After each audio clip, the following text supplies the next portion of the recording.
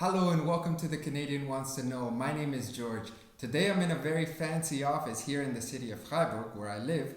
I'm going to talk to a CEO and founder of a non-profit organization that deals with economic questions. And my question to him is, can a government run out of money?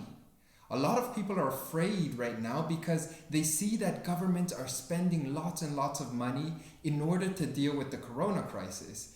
Is this going to lead to negative long-term consequences? That is my question for him. Also, let's go.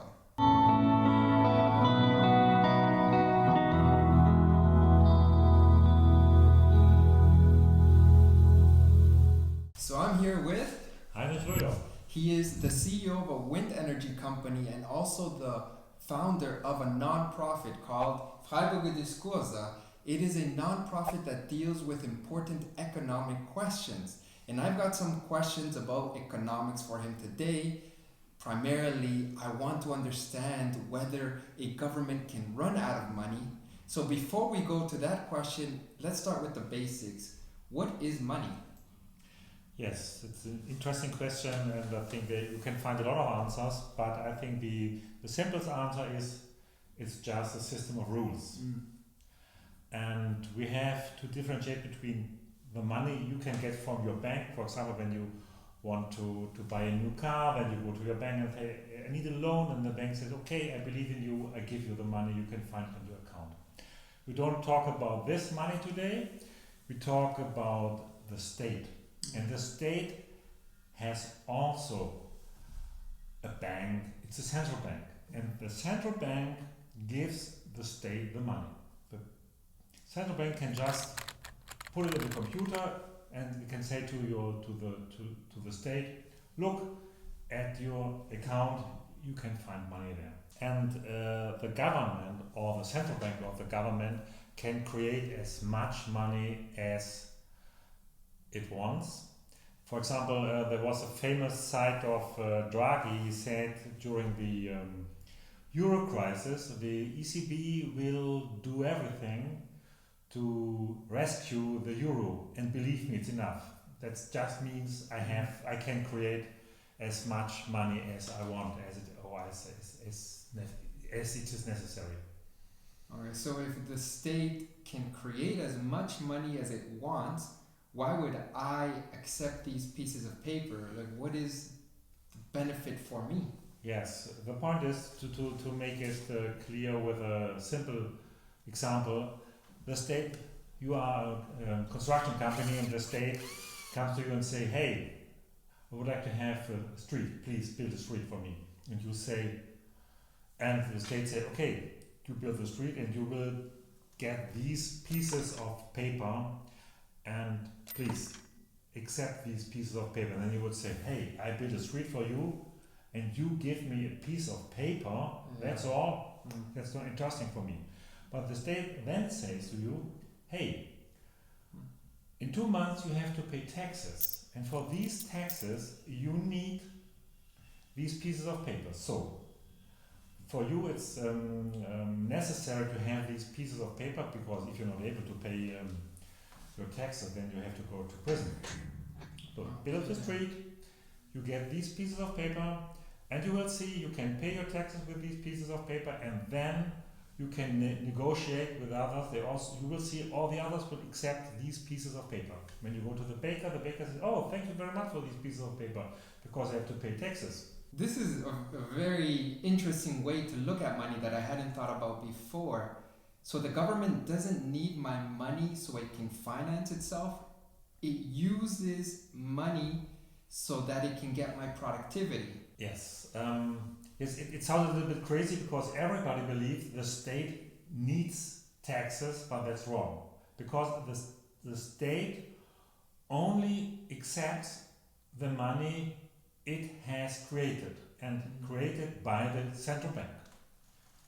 And the taxes are only a tool that you are motivated to work for the state. That's the only sense of taxes. The state doesn't need taxes for financing. So the big question that everyone wants to know is, can a state run out of money? No, the simple answer is the state can't run out of money. But the important issue is that a state shouldn't have debt in a foreign currency. For example, Argentina was bankrupt because Argentina had loans in dollars. And Argentina is not able to create dollars, so one day Argentina has to pay back the dollar loans. And if Argentina hasn't enough dollars, then Argentina has a problem. So first lesson for every statesman is to separate, to differentiate between a loan in your own currency, because it's never a problem for you, because you have your central bank, the central bank is beside you, or whether you have a loan in a foreign currency. Then you have a problem. You could have a problem when you're not able to pay back it. So if a state is able to print as much of its own currency as it wants, are there limitations to what a state can do with this currency? Yes, in general you can say the real resources of a country are the limits. Normally the people who work in this country. If you have full employment, then it makes no sense to increase the spending of the state. Real resources, that's a general rule, because to go in details is more complicated, because maybe one resources are fully employed and other resources are not fully employed. So, but the general view is the resources of a country, the real resources of a country, not the money, are the limits of the spending of the state. So can you give me an example of what that looks like? For example, when a state decides, okay, we need more schools, we need more streets, we need more bridges, and the state goes to the construction company and says, hey, please, I want to have 10 streets, 20 schools, and 5 bridges, please build this next week.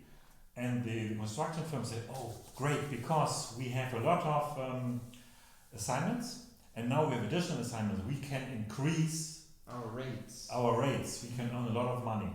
This would cause inflation. I think the correct step of a state would be, first of all, to analyze what is the situation of the construction companies. If I, as a state, want to build a lot more schools and bridges, do we have the resources? And if we don't have the resources, then I have to be cautious and have to build up these resources. I start with a small contract and then step by step, because then we will see, we will have a lot of more construction companies and we will have a stable construction sector in the country. Okay, so this kind of explains what happened in Zimbabwe when they had that hyperinflation. Yes, you can. It's crazy. The critics of MMT have 3 examples: Zimbabwe, Argentina, I think, and Germany in the early 20s of the 20th century. Zimbabwe, but it's always the same problem. It's a problem of the relation between the money and the productive resources I have. And in Zimbabwe, we have the problem that the government decided to give the land back to the native population. But the native population wasn't experienced to cultivate the land. So the production decreases. I don't know the exact number, but it decreases a lot. And so the people had hunger. There was a mismatch between the needs of the population and the product the country has. This was the reason, not the money. Okay, so it was because of a lack of potatoes. Yes. So more people were fighting for the few potatoes that were available, Yes. and that led to this Yes. massive inflation. Yes, and the state could make mistakes with this money.